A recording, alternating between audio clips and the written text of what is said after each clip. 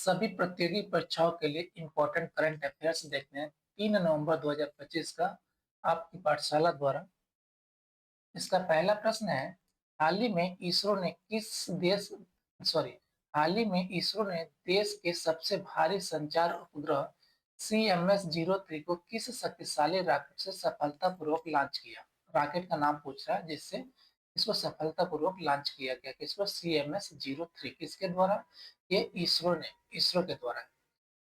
ए PSLV C-58,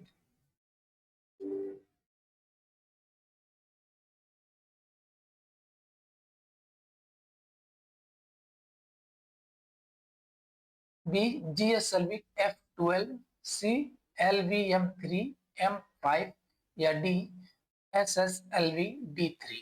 तो किससे launch किया गया था?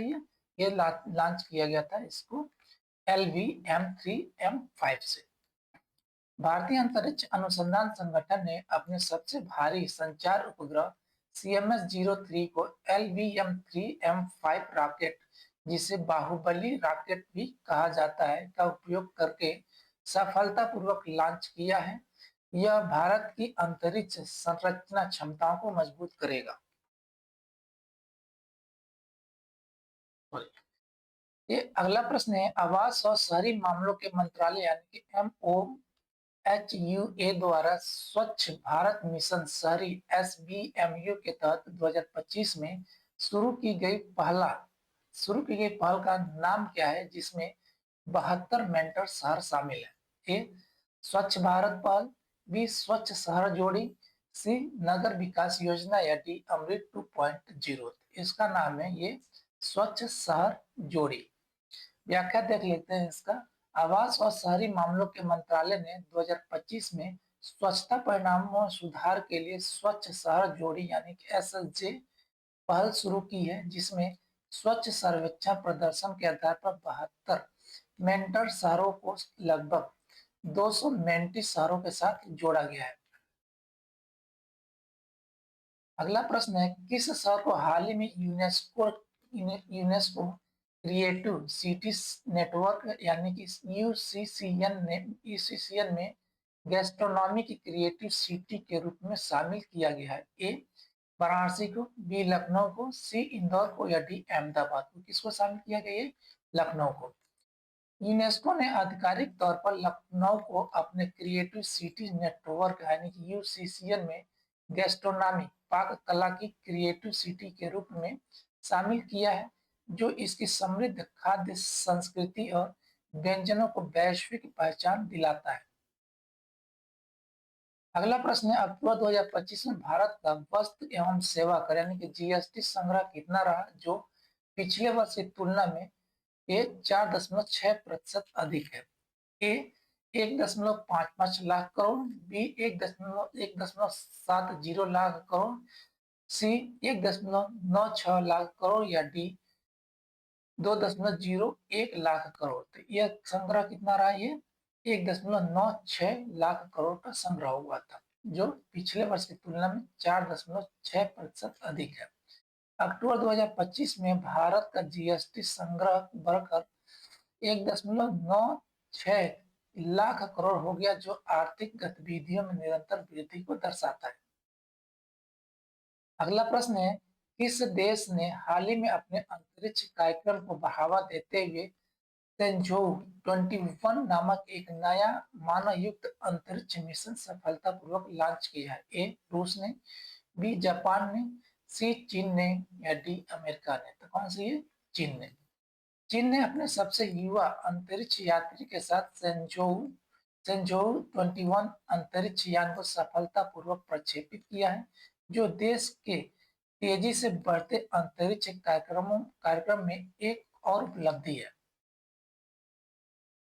अगला प्रश्न है, भारत अमेरिका व्यापार संतुलन हेतु GTRI द्वारा हाल ही में कौन सी रणनीति प्रस्तावित की गई है? ए 2 चरणी रणनीति, बी 3 चरणी रणनीति, सी 5 चरणी रणनीति या डी एकल चरणी रणनीति।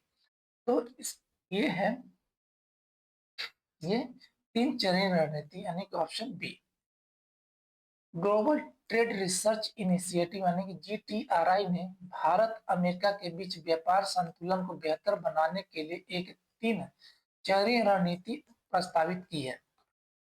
अगला प्रश्न है, हाल ही में भारतीय नौसेना के किस जहाज को लंबी दूरी की गश्त के बाद स्वदेश वापस लाया गया, जिसने ऑपरेशन संकल्प के तहत ओमान की खाड़ी में महत्वपूर्ण सुरक्षा मिशन पूरा किया? ए आईएनएस विक्रमादित्य को, बी आईएनएस सह्याद्री को, सी आईएनएस सुमेधा को, या डी आईएनएस कलवरी को? तो क्या नाम है इसका?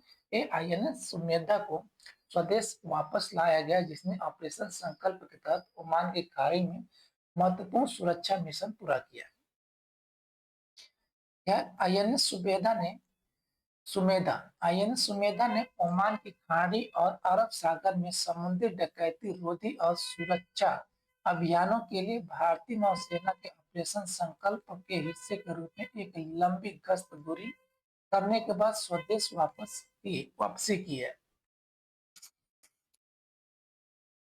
अगला प्रश्न, हाल ही में किस भारतीय क्रिकेटर ने अंतरराष्ट्रीय क्रिकेट से संन्यास लेने की घोषणा की? एक बार और देख लेते हैं। हाल ही में किस भारतीय क्रिकेटर ने अंतरराष्ट्रीय क्रिकेट से संन्यास लेने की घोषणा की? ए जसप्रीत बुमराह, बी रोहित शर्मा, सी रोहन बोपन्ना, या डी विराट कोहली? इनका नाम है ये रोहन बोपन्ना। भारत के महान टेनिस आइकन, यहाँ भारतीय क्रिकेटर बोल रहा है।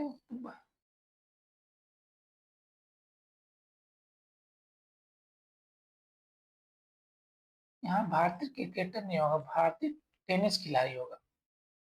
ठीक है, टेनिस खिलाड़ी।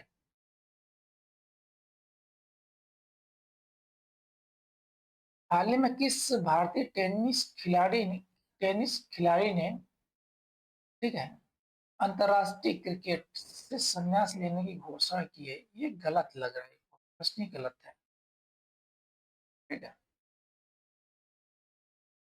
अगला प्रश्न है, हाल ही में महिला इंडियन ओपन गोल्फ 2024 का आयोजन किस शहर में किया गया? ए पुणे में, बी गुरुग्राम में, सी नई दिल्ली में, या डी बेंगलुरु में? तो इसका हुआ था कहाँ पे? गुरुग्राम में, ऑप्शन बी। अगला प्रश्न है, हाल ही में किस शहर ने 17वें गृह शिखर सम्मेलन की मेजबानी की, जिसका विषय जलवायु प्रतिरोधी विश्व के लिए कार्य करने हेतु नवोन्मेष था, यानी कि innovative to act for a climate resilient world था? ए मुंबई मुंबई में, बी नई दिल्ली में, सी चेन्नई में, या डी कोलकाता में? तो कहाँ पे इसका आयोजन हुआ था? ये नई दिल्ली में, ऑप्शन बी। अगला प्रश्न है, केरल हाल ही में भारत का कौन सा राज्य बन गया है? कौन सा राज्य बन गया? ए पहला पूर्ण साक्षर राज्य, बी पहला चरम गरीबी मुक्त राज्य, सी पहला पूर्ण डिजिटल राज्य, या डी पहला ई गवर्नेंस राज्य? ये बना है पहला चरम गरीबी मुक्त राज्य। केरल ने अपने गरीबी मुक्त केरल कार्यक्रम के तहत चरम गरीबी यानी कि एक्सट्रीम पॉवर्टी को सफलतापूर्वक समाप्त कर दिया है और यह उपलब्धि हासिल करने वाला भारत का पहला राज्य बन गया है। अगला प्रश्न है, अखिल भारतीय नागरिक सुरक्षा और होमगार्ड सम्मेलन कहाँ आयोजित किया गया था? ए भोपाल में, बी गांधीनगर में, सी शिमला में, या डी लखनऊ में? इसका आयोजन हुआ था कहाँ पे? गांधीनगर, गुजरात। अखिल भारतीय नागरिक सुरक्षा और होमगार्ड सम्मेलन का आयोजन गांधीनगर, गुजरात में किया गया था।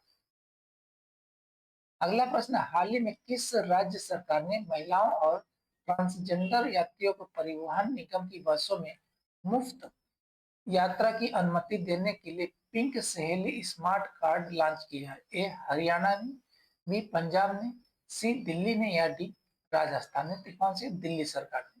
दिल्ली सरकार ने महिलाओं और ट्रांसजेंडर यात्रियों के लिए डीटीसी और क्लस्टर बसों में मुफ्त यात्रा के लिए पिंक सहेली स्मार्ट कार्ड नामक एक नई पहल शुरू की है। अगला प्रश्न है, मैन्युफैक्चरिंग भारत के पहले बायो मैन्युफैक्चरिंग संस्थान यानी कि ब्रिक एनएबीआई द्वारा एनबीआई का उद्घाटन कहाँ हुआ? ए देहरादून में, बी हैदराबाद में, सी मोहाली में, या डी बेंगलुरु में। कहाँ पे इसका हुआ था? ये मोहाली में, पंजाब के मोहाली में। भारत के पहले bio manufacturing research and innovation centre यानी कि ब्रिक NABI का उद्घाटन मोहाली यानी पंजाब में किया गया है। यह संस्थान जैव विनिर्माण यानी बायो मैन्युफैक्चरिंग के क्षेत्र में अनुसंधान और नवाचार को बढ़ावा देगा, जिससे भारत में टिकाऊ और जैव आधारित उत्पादों के उत्पादन को गति मिलेगी। अगला प्रश्न, हाल ही में कोमोडो ड्रैगन चर्चा में रहा। यह मुख्य रूप से किस देश में पाया जाता है? ए भारत में, बी ऑस्ट्रेलिया में, सी इंडोनेशिया में या डी फिलीपींस में। कहाँ पाया जाता है? ये पाया जाता है इंडोनेशिया में। व्याख्या देखते हैं। कोमोडो ड्रैगन, कोमोडो ड्रैगन दुनिया के सबसे बड़ी जीवित छिपकली प्रजाति है। कौन सी छिपकली प्रजाति है? यह मुख्य रूप से इंडोनेशिया के कुछ द्वीपों विशेष रूप से कोमोडो नेशनल पार्क के भीतर पाया जाता है। यह एक लुप्तप्राय यानी इंडेंजर्ड प्रजाति है। अगला प्रश्न है, किस संस्था ने भारतीय नृत्य पर पहले अंतरराष्ट्रीय महोत्सव की मेजबानी की? ए ललित कला अकादमी, बी साहित्य अकादमी, सी संगीत नाटक अकादमी या डी भारतीय सांस्कृतिक संबंध परिषद यानी कि ICCR। तो ये कौन सा संगठन वो है, संस्था है? ये संस्था है भारतीय संगीत नाटक अकादमी ने इसकी मेजबानी की है। ठीक है, भारतीय नृत्य पहले अंतरराष्ट्रीय महोत्सव की मेजबानी की है संगीत नाटक अकादमी ने।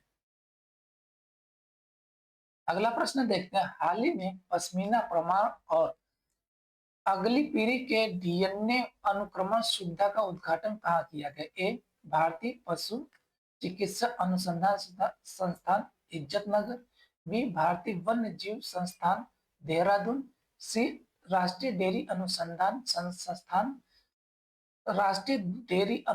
संस्थान करनाल या डी केंद्रीय भेड़ और ऊन अनुसंधान संस्थान अविका नगर। तो कहाँ पे ये है? यह है भारतीय वन्य जीव संस्थान देहरादून। ठीक है, यहाँ पे इसका उद्घाटन किया गया। अगला प्रश्न है, रण उत्सव किस राज्य में मनाया जाता है? ए राजस्थान में, बी गुजरात में, सी महाराष्ट्र में या डी पंजाब में। ये मनाया जाता है कहाँ पे? ये रण उत्सव एक गुजरात में मनाया जाता है। रण उत्सव एक प्रसिद्ध सांस्कृतिक उत्सव है जो प्रतिवर्ष गुजरात के कच्छ जिले में ग्रेट रण ऑफ कच्छ के सफेद रेगिस्तान में मनाया जाता है। यह गुजरात की लोक संस्कृति, कला और शिल्प को प्रदर्शित करता है। अगला प्रश्न है, हाल ही में केंद्रीय रिजर्व पुलिस बल के नए महानिदेशक यानी DG के रूप में किसे नियुक्त किया गया? ए नितिन अग्रवाल को, बी सुजय लाल थाओसेन को, सी विपुल कुमार को या डी अनीश दयाल सिंह को। किसको नियुक्त किया गया? तो ए विपुल कुमार को DG नियुक्त किया गया है। किसका? CRPF का। विपुल कुमार को हाल ही में केंद्रीय रिजर्व पुलिस बल यानी CRPF के नए महानिदेशक DG के रूप में नियुक्त किया गया है। CRPF भारत का सबसे बड़ा केंद्रीय सशस्त्र पुलिस बल है।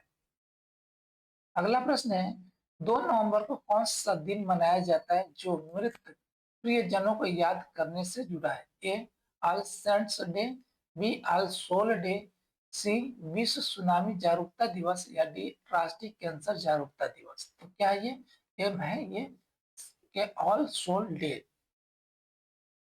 ठीक है, ऑल सोल डे मनाया जाता है कब? 2 नवंबर। ऑल सोल डे कैथोलिक और अन्य ईसाई परंपराओं में 2 नवंबर को मनाया जाता है, जब लोग उन सभी विश्वासियों की आत्माओं को याद करते हैं जो इस दुनिया से चले गए हैं। अगला प्रश्न है, अक्टूबर-नवंबर 2025 में एशिया प्रशांत क्षेत्र की आर्थिक समृद्धि पर चर्चा करने के लिए 32वीं एपेक आर्थिक नेताओं की बैठक कहाँ आयोजित की गई?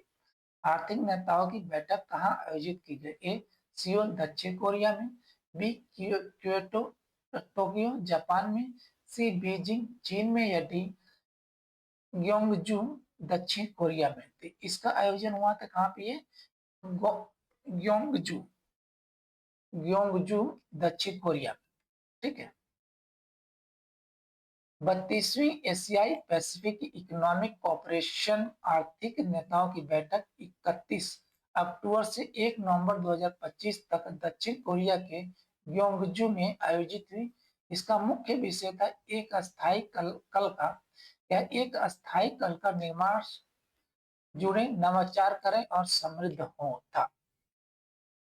अगला प्रश्न है, संयुक्त राष्ट्र शांति अभियान सैन्य योगदानकर्ता देशों यानी कि यूएनटीसीसी के प्रमुखों का सम्मेलन 14 से 16 अक्टूबर 2025 के मध्य कहाँ आयोजित किया गया?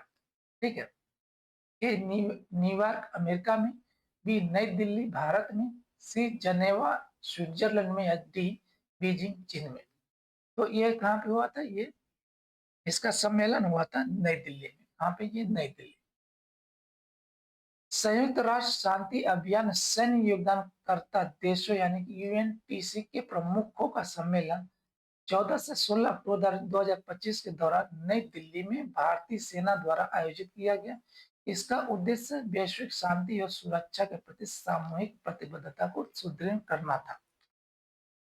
अगला प्रश्न है, 22वां आसियान भारत शिखर सम्मेलन अक्टूबर 2025 में कहाँ आयोजित किया गया, जहां संबंधों को व्यापक रणनीतिक साझेदारी के स्तर पर मजबूत किया गया? ये जकार्ता इंडोनेशिया में, बी वियतनाम में, सी मलेशिया में, या डी बैंकॉक में। तो कहाँ पे हुआ था? ये मलेशिया में हुआ था, ऑप्शन सी।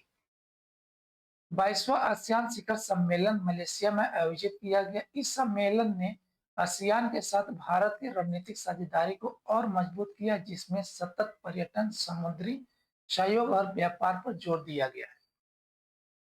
अगला प्रश्न है, मरणोपरांत वर्ष 2025 का विज्ञान रत्न अवार्ड किस प्रसिद्ध खगोल वैज्ञानिक यानी एस्ट्रोफिजिस्ट को दिया गया? ए डॉक्टर एपीजे अब्दुल कलाम को, बी प्रोफेसर जयंत विष्णु कार्लिकर को, सी डॉक्टर सीवी रमन को, या डी प्रोफेसर यशपाल को। किसको दिया गया? ये दिया गया जयंत विष्णु नार्लिकर को। तो ऑप्शन बी है।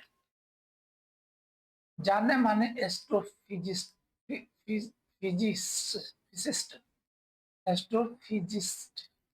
प्रोफेसर जयंत विष्णु नार्लिकर को मरणोपरांत 2025 का विज्ञान रत्न अवार्ड दिया गया, जो विज्ञान एवं प्रौद्योगिकी के क्षेत्र में उनकी उत्कृष्ट उपलब्धियों के लिए एक सर्वोच्च सम्मान है।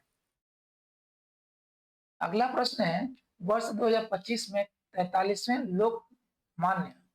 लोकमान्य तिलक राष्ट्रीय पुरस्कार से किसे सम्मानित किया? ए एस जयशंकर को, बी नितिन गडकरी को, सी नरेंद्र मोदी को, या डी अमित शाह को। तो किसको दिया गया सम्मान? ये नितिन गडकरी को लोकमान्य तिलक राष्ट्रीय पुरस्कार से सम्मानित किया है। कौन से? 43। केंद्रीय मंत्री नितिन गडकरी को सार्वजनिक जीवन में उनके उत्कृष्ट योगदान के लिए वर्ष 2025 में 43वें लोकमान्य तिलक राष्ट्रीय पुरस्कार से सम्मानित किया गया। अगला प्रश्न है, अक्टूबर 2025 में इंजीनियरिंग डिजाइन श्रेणी में आईजी नोबेल पुरस्कार से किन भारतीय इंजीनियरों को सम्मानित किया गया? ए केवल विकास कुमार को, बी केवल सार्थक मित्तल को, सी विकास कुमार और सार्थक मित्तल दोनों को, इनमें से कोई नहीं। तो ये ऑप्शन सी है, विकास कुमार और सार्थक मित्तल दोनों को दिया गया। भारतीय इंजीनियर विकास कुमार और सार्थक मित्तल को इंजीनियरिंग डिजाइन क्षेत्रों में श्रेणी में आईजी नोबेल पुरस्कार 2025 से सम्मानित किया गया। यह पुरस्कार उन शोधों को दिया जाता है जो पहले हंसाते हैं और फिर सोचने पर मजबूर कर देते हैं। अगला प्रश्न, हाल ही में भारत की पहली पूर्णतः डिजिटल मत्स्य पालन जनगणना राष्ट्रीय समुद्री मत्स्य पालन जनगणना 2025 का शुभारंभ किस संस्थान में किया गया? ए ICAR केंद्रीय अंतर्देशीय मत्स्य अनुसंधान संस्थान यानी कि CIFRI, एंड ICAR केंद्रीय समुद्री मत्स्य अनुसंधान संस्थान, CMFRI राष्ट्रीय मत्स्य विकास बोर्ड, या डी मत्स्य प्रौद्योगिकी संस्थान IFT द्वारा। ये किया गया कहाँ पे? ये केंद्रीय समुद्री मत्स्य अनुसंधान संस्थान में किया गया। ठीक है। राष्ट्रीय समुद्री मत्स्य पालन जनगणना 2025 जो भारत की पहली पूर्णतः डिजिटल जनगणना है का शुभारंभ ICAR यानी कि केंद्रीय समुद्री मत्स्य अनुसंधान संस्थान CMFRI में किया गया। अगला प्रश्न है 1 नवंबर को भारत के किन 5 राज्यों का स्थापना दिवस मनाया जाता है? ए राजस्थान, गुजरात, महाराष्ट्र, पंजाब और हरियाणा का। बी कर्नाटक, केरल, मध्य प्रदेश, हरियाणा और पंजाब का। सी उत्तर प्रदेश, बिहार, झारखंड, उड़ीसा, पश्चिम बंगाल का। या डी आंध्र प्रदेश, तेलंगाना, तमिलनाडु, केरल, कर्नाटक का। तो ये कौन सा ऑप्शन बी है? कर्नाटक, केरल, मध्य प्रदेश, हरियाणा और पंजाब का 1 नवंबर को यह स्थापना दिवस मनाया जाता है। 1 नवंबर का स्थापना दिवस ये छत्तीसगढ़ में भी मनाया जाता है। 1 नवंबर को कर्नाटक यानी मैसूर राज्य से केरल, मध्य प्रदेश, हरियाणा और पंजाब का स्थापना दिवस मनाया जाता है। छत्तीसगढ़ 1 नवंबर 2000 को स्थापित हुआ, जिसे अक्सर इस समूह में शामिल किया जाता है। अगला प्रश्न, हाल ही में किस भारतीय प्राणी उद्यान के रेड पांडा कार्यक्रम का चयन वाजा संरक्षण पुरस्कार 2024 के फाइनलिस्ट के रूप में किया गया? ए नंदनकानन प्राणी उद्यान Odisha, B Padmaja Naidu Himalayan zoological park Darjeeling, C राष्ट्रीय प्राणी उद्यान नई दिल्ली, या डी अलीपुर चिड़ियाघर कोलकाता। तो ऑप्शन बी है Padmaja Naidu Himalayan zoological park Darjeeling. Darjeeling स्थित Padmaja Naidu Himalayan zoological park के रेड पांडा कार्यक्रम का चयन वाजा यानी कि world association of zoos and aquarium संरक्षण पुरस्कार 2024 के फाइनलिस्ट के रूप में किया गया है। अगला प्रश्न है 29 से 31 अक्टूबर 2025 के मध्य अंतर्राष्ट्रीय पवन ऊर्जा व्यापार मेला और सम्मेलन विंडेरजी इंडिया 2025 का आयोजन किस शहर में हुआ? ए मुंबई में, बी अहमदाबाद में, सी चेन्नई में, या डी बेंगलुरु में। तो इसका आयोजन हुआ था कहाँ पे? ये चेन्नई में। ऑप्शन कौन सा? ऑप्शन सी है चेन्नई में। अंतर्राष्ट्रीय पवन ऊर्जा व्यापार मेला और सम्मेलन विंडेरजी इंडिया 2025 का 7वां संस्करण चेन्नई ट्रेड सेंटर में आयोजित हुआ, जिसका मुख्य विषय विंड पावर आत्मनिर्भरता की ओर नीतियां और साझेदारियां था। अगला ये कुछ महत्वपूर्ण डेट देख लेते हैं। 1 अक्टूबर को अंतर्राष्ट्रीय वृद्धजन दिवस, 2 अक्टूबर गांधी जयंती, 2 अक्टूबर को अंतर्राष्ट्रीय अहिंसा दिवस मनाया जाता है, 5 अक्टूबर विश्व शिक्षक दिवस, 8 अक्टूबर विश्व भारतीय वायुसेना दिवस, 9 अक्टूबर को विश्व डाक दिवस मनाया जाता है, 10 अक्टूबर का है ना, 9 अक्टूबर को विश्व डाक दिवस, 10 अक्टूबर को विश्व मानसिक स्वास्थ्य दिवस, 11 अक्टूबर को अंतर्राष्ट्रीय बालिका दिवस, 15 अक्टूबर को विश्व छात्र दिवस डॉक्टर APJ अब्दुल कलाम की जयंती के उपलक्ष्य में, 16 अक्टूबर को विश्व खाद्य दिवस, 17 अक्टूबर को अंतर्राष्ट्रीय गरीबी उन्मूलन दिवस, 24 अक्टूबर को संयुक्त राष्ट्र दिवस और 31 अक्टूबर को राष्ट्रीय एकता दिवस सरदार वल्लभ भाई पटेल की जयंती के रूप में मनाई जाती है। थैंक यू जी, धन्यवाद।